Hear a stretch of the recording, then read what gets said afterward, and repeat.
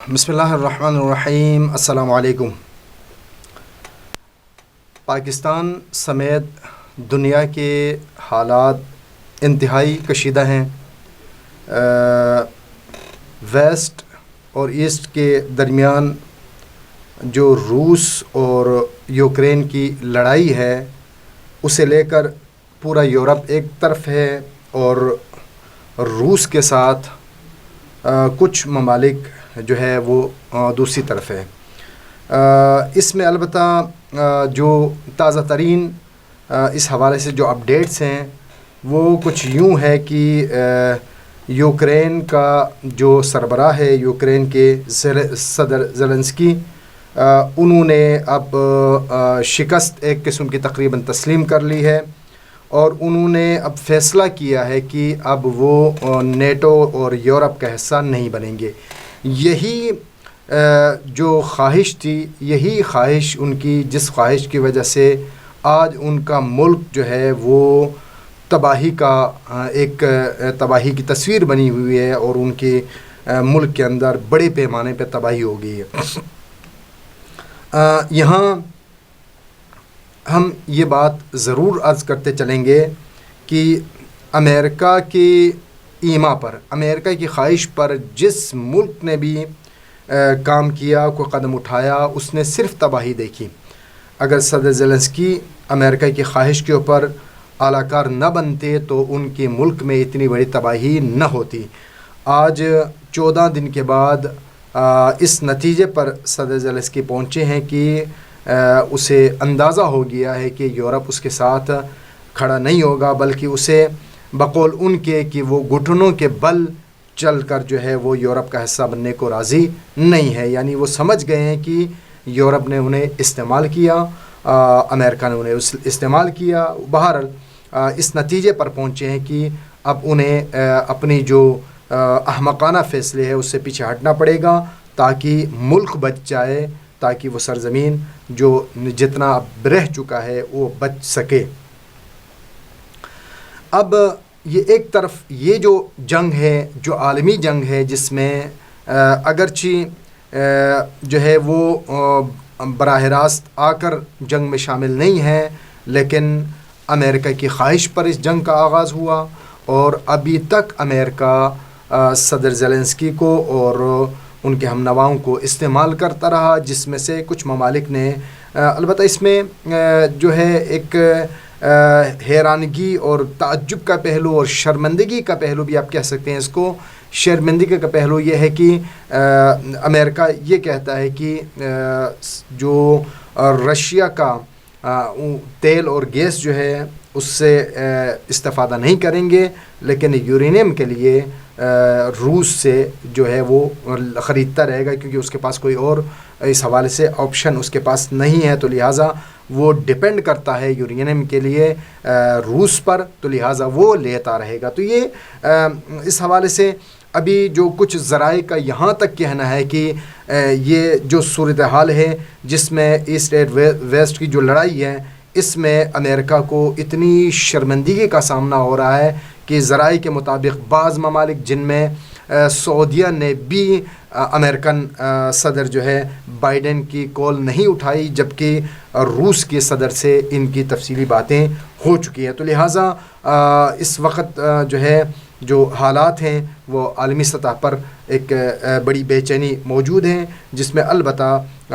شاید اس کا اختتام تقریباً اس انداز میں جو اختتام ہو رہا ہے اس میں یقینی طور پہ روس کی فتح ہے، اس لیے کہ جو روس چاہتا تھا کہ یہ خطہ نیٹو کا حصہ نہ بنے، یہاں پر مستقبل میں دوبارہ نیٹو کی جو ہے وہ اثر انداز یا اس کا اثر و نفوذ نہ ہو، تو یقینی طور پہ اب ایسے حالات بن گئے ہیں کہ صدر زیلنسکی رہے یا ان کے بعد جو بھی آئے گا وہ یقینی طور پہ روس کی مرضی کے مطابق ہوگا اور یہاں پر دوبارہ سے اس طرح کی ایکٹیویٹی نہیں ہوگی۔ تو یہ ایک بڑی کامیابی روس کی ہے اور دنیا میں امریکہ کی بڑی ناکامی ہے اور میں امریکہ کے لیے باعث شرمندگی ہے۔ اب آتے ہیں ہم پاکستان کے اوپر۔ اب یہ شروع میں جو عالمی حالات کے اوپر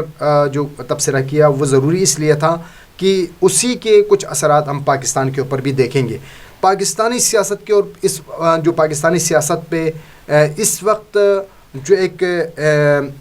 آپ کہہ سکتے ہیں کہ ایک طوفانی کیفیت برپا ہو چکی ہے، جس میں اپوزیشن اپنی پوری طاقت کے ساتھ میدان میں اتر آئی ہے، اور اپوزیشن نے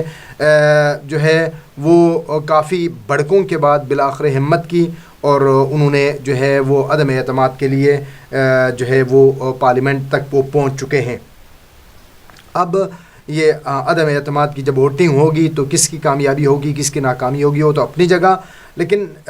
آج کی جو اس مختصر سے ویڈیو میں جو ہم نے آپ کے سامنے بیان کرنا ہے وہ یہ ہے کہ پاکستان کی سیاست میں اگر آپ دیکھیں تو پہلی مرتبہ پاکستان میں حقیقی سیاست ہونے جا رہی ہے۔ اس کی وجہ کیا ہے؟ اس کی وجہ یہ ہے کہ وہی جو عالمی جو بڑی طاقتیں ہیں ان کے پاکستان کے اندر اب ان کے اثرات مرتب ہوں گے۔ اس کی سب سے بڑی وجہ یہ ہے کہ اگرچہ ہم اسے یہ کہیں گے کہ بے وقت کام ہوا، وقت مناسب نہیں تھا، لیکن اس کے باوجود اقدام بہت اچھا تھا عمران خان کا، کہ عمران خان نے پہلی مرتبہ پاکستان کا سیاستدان کہ جس نے امریکہ کو آنکھیں دکھائی۔ اگرچہ ہر شخص کی یہ خواہش ہے کہ عمران خان نے ملک کی معیشت کو تباہ کیا، ملک کی جو سلامتی ہے اسے جو ہے خطرے میں ڈالا، احمقانہ اقدامات ہوئے، پاکستانی معیشت کو شاید جو ہے جو دھچکا اس نے دیا ہے، شاید اس کو سنبھالنے میں اگر کوئی مخلص حکمران بھی آئے تو بڑا طویل عرصہ رہے گا، جو آپ نے پوری معیشت کو IMF کے ہاتھ میں دے دیا ہے، تو لہٰذا اس کے اثرات آگے آنے والے وقتوں میں پتہ چلیں گے۔ لیکن یہ جو امریکہ کو انہوں نے آنکھیں دکھائی ہے یہ ایک جرأت مندانہ قدم ہے، اس کی یقینی طور پہ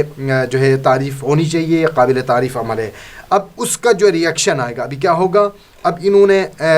یہ ابھی جو عالمی ایک قسم کی جنگ ہے اسے آپ عالمی جنگ سے تعبیر کرنا ہی پڑے گا۔ اس کی وجہ یہ ہے کہ پورا یورپ اس وقت روس کے مد مقابل کھڑا تھا، لیکن اس کے باوجود مد مقابل ہونے کے باوجود کھل کر سامنے آنے کی ہمت روس کے سامنے آنے کی ہمت یورپ کی نہیں ہوئی، یورپین ممالک کی نہیں ہوئی۔ زیادہ سے زیادہ انہوں نے کہا کہ ہم ہتھیار فراہم کر سکتے ہیں، لیکن اس سے ہٹ کر اس کے آگے ہم آ کے براہ راست روس سے جنگ نہیں لڑ سکتے۔ اس میں روس کا جو آخری ابھی تقریباً یہ 2-3 دن پہلے جب روس کی طرف سے روسی صدر پوٹین کی طرف سے جب یہ دھمکی یورپ کو جاری ہوا کہ یورپ کی جو ممالک صدر زیلنسکی کو اور یوکرین کو جو جدید اسلحہ فراہم کر رہے ہیں اس کے حوالے سے جب ان کی دھمکی ہوئی تو اب اس حوالے سے بھی یہ لوگ ہوشیار ہو چکے ہیں، اور اب تقریباً بہت سارے ممالک نے اپنے ہاتھ کھینچ لیے ہیں۔ تو لہٰذا یہ جو عالمی اس کو یقینی طور پہ ہم عالمی جنگ سے تعبیر کر سکتے ہیں، لیکن دعا ہے کہ جتنی جلدی ہو سکے یہ جنگ ختم ہو جائے، اور تقریباً اس جنگ کے ختم ہونے کی امکانات بہت زیادہ واضح ہو چکے ہیں۔ اس کی سب سے بڑی وجہ ہے کہ صدر زیلنسکی جو ہے انہوں نے ایک قسم کی اپنی شکست تسلیم کی ہے، اور انہوں نے ہتھیار ڈالنے کا اعلان کیا۔ انہوں نے کہا ہے کہ اب وہ نیٹو کا حصہ نہیں بنیں گے، وہ یورپ کے اندر جانے کا جو ان کا خیال تھا، جو ان کا ارادہ تھا، وہ اب ختم ہو چکا ہے۔ تو یہی چیز جو ہے وہ صدر پوٹین چاہتے تھے کہ یہ روس کا یہ جو روسی بارڈر ہے اس کو یورپ کا حصہ نہیں بننا چاہیے، تاکہ یہاں پہ روس کے لیے جو ہے عدم استحکام کا سبب نہ بن سکے۔ تو لہٰذا اس وقت جس انداز میں روس دنیا کے اندر ایک ابھرتی طاقت کے طور پہ سامنے آ رہا ہے، اس بنیاد پر پاکستان کی سیاست میں اب یوں ہوگا کہ وہ تمام طاقت کے وہ تمام مراکز، طاقت کے وہ تمام محور پاکستان کی جو ہے اقتدار کے اندر موجود جو طاقت کے جتنے بڑے بڑے ستون جن کے مفادات یورپ کے ساتھ وابستہ ہے، جن کے آل اولاد یورپ کے اندر ہے، جن کے امریکہ کے ساتھ مفادات وابستہ ہے، جو کبھی بھی امریکہ کے ساتھ مخالفت جو ہے مول نہیں لینا چاہتے ہیں، وہ امریکہ کے لیے کام کریں گے پاکستان میں اب آنے والے دنوں میں۔ اور عمران خان نے اپنے لیے رشیا کے ساتھ اور رشیا والے بلاک جو کہ ابھرتی ہوئی طاقت ہے، جس کے ساتھ چین جیسا ایک طاقتور ملک موجود ہے، جس کے ساتھ ابھی اگر آپ حالات دیکھیں جس انداز میں سعودیہ نے چونکہ صدر بائیڈن کا فون ریسیو نہیں کیا، جبکہ رشیا کے صدر کا فون اٹھایا، ان سے بات چیت ہوئی، اس کا مطلب ہے سعودیہ اور اس طرح کے بہت سارے ایسے ممالک ہیں کہ جو اس وقت روس کے ساتھ منسلک ہونا چاہتے ہیں اور روس والے بلاک کے اندر جانا چاہتے ہیں. تو لہٰذا یہ ایک روس کی جو ابھرتی ہوئی طاقت ہے اس کا سہارا ہوگا اس وقت عمران خان کے اوپر. تو لہٰذا اس وقت آپ کہہ سکتے ہیں کہ پاکستان کی سیاست کے اندر اگرچہ اپوزیشن کے ساتھ بہت ساری اندرونی اور بیرونی طاقتیں اس وقت موجود ہیں، لیکن عمران بھی اب آنے والے دنوں میں اکیلا نہیں ہوگا. یہ شاید اس کی خوش قسمتی سمجھیں یا اس کی جو ہے عقل مندی سمجھیں، لیکن بے وقت جنگ کے اندر وہ شامل ہوا، جس میں تنقید کا نشانہ بھی بنا کہ جنگی حالات میں رشیا نہیں جانا چاہیے تھا. لیکن بہرحال جو بھی حالات ہوئے، اس وقت اس نے عمران نے چونکہ رشیا کا ہاتھ تھاما اور رشیا کے بلاک کے اندر شامل ہو گیا، تو لہٰذا اس کا سیاسی طور پہ اور اپنی جو دفاعی پوزیشن اس حوالے سے یقینی طور پہ یہاں پر اس کا بھرپور سے فائدہ ہوگا. تو لہٰذا آنے والے وقتوں کے اندر جو آنے والا وقت ہے اس میں آپ دیکھیں گے ایک حقیقی سیاسی دنگل کا نظارہ پاکستان کے اندر آپ کو نظر آئے گا، جس میں البتہ یہاں پر یہ ضرور عرض کرتا چلوں گا کہ وزیر اعظم ہونے کے عنوان سے ان کے کچھ جو الفاظ ہیں وہ انتہائی غیر شائستہ تھے، اور جو کہ اس کرسی کے لائق نہیں تھا. اس کرسی کے پر جو بندہ موجود ہو، براجمان ہو، اس کے لیے ایسے غیر مناسب اور ناشائستہ الفاظ استعمال نہیں ہونے چاہیے تھے. اور ایک جو اس حوالے سے ایک پوائنٹ یہ بھی ہے کہ نون لیگ جو ہے وہ اسی وجہ سے کہ جو غیر مناسب الفاظ کا چناؤ کر رہا ہے اپوزیشن کو للکارتے ہوئے، تو اس کی وجہ سے انہوں نے اپنے طور پہ یہ اندازہ لگا لیا ہے کہ ان کے ترجمان کے مطابق وزیر اعظم کے چہرے اور اس کے لہجے سے شکست جو ہے وہ آشکار ہو رہا ہے. تو یقینی طور پہ یہ باتیں جو ہے درست جو ہے وہ اس حوالے سے اندازے درست بھی ہو سکتے ہیں کہ یقینی طور پہ اس وقت حکمران جماعت کے ساتھ ساتھ خود عمران خان انتہائی پریشان ہیں. اسی وجہ سے جس طریقے سے اپوزیشن ایم کیو ایم کو جو ہے ایم کیو ایم کی منت تلے کر رہی، اسی طریقے سے عمران خان بھی منت تلے کر رہا ہے. اسی طریقے سے قاف لیگ کی طرف سارے جو ہے وہ منت تلوں پہ اترے ہوئے ہیں، اپوزیشن کی بھی. البتہ اپوزیشن نے اب جو ہے وہ تقریباً ایک لحاظ سے ایک اچھا قدم ہے کہ جب ان کے جو ہے نون لیگ کی دعوت پہ نہیں آئے تو اس کے جواب میں جو پیپلز پارٹی کو جو چائے کی دعوت دی، انہوں نے بھی قاف لیگ کی دعوت کو قبول نہیں کیا، اپنی ایک خودداری کا ثبوت دیا. تو اگر سیاسی طور پہ ہم اس کو خلاصہ کریں تو پاکستان کے آنے والے وقتوں میں پیپلز پارٹی نے بہرحال بہت حد تک اپنے لیے ماحول سازگار کیا ہے اور سیاسی طور پہ بڑا فائدہ اٹھا لیا ہے. اسی طریقے سے جماعت مولانا فضل الرحمان گروپ، انہوں نے بھی کافی حد تک اپنی جماعت کو سرگرم کرنے کے لیے مواد فراہم کیا اور وہ بھی میدان میں نکلے ہوئے ہیں. نون لیگ اگرچہ پہلے ہی کافی حد تک پاپولر ہے، انہوں نے اب دیکھتے ہیں کہ وہ تقریباً شاید ماضی کے جو تجربات ہیں اس کی وجہ سے محتاط ضرور ہیں. جس طرح ایک کہاوت ہے کہ سانپ کا ڈسا رسی سے بھی ڈرتا ہے، محتاط رہتا ہے. اسی طریقے سے جو اسٹیبلشمنٹ کے مختلف مراحل سے جو چوٹ کھائے ہوئے لوگ ہیں وہ ابھی محتاط انداز میں اپوزیشن آگے قدم بڑھا رہی ہے کہ کہیں ابھی بھی پی ٹی آئی کے پیچھے اسٹیبلشمنٹ کا ہاتھ نہ ہو، اس لیے محتاط انداز میں یہ سفر پر رواں دواں ہیں. لیکن یہاں پر پاکستان کی جو ہماری یوتھ ہیں، ہماری جوانوں کی، نوجوانوں کی جو ذہنی جو سوچ ہے اس پہ بعض اوقات البتہ انتہائی افسوس ہوتا ہے کہ جو سوشل میڈیا کے اوپر پاکستان کی جو سوشل میڈیا پہ جوانوں کی جو پوسٹیں ہیں جس میں بلاول کی ایک لفظی غلطی جو ان سے ایک لفظی غلطی سرزد ہوئی، اسے لے کر باقاعدہ ٹویٹر کے اوپر ٹرینڈ چل رہے ہیں. لیکن اس بندے کی جو جد و جہد ہے جو کہ وہ میدان کے اندر موجود ہے،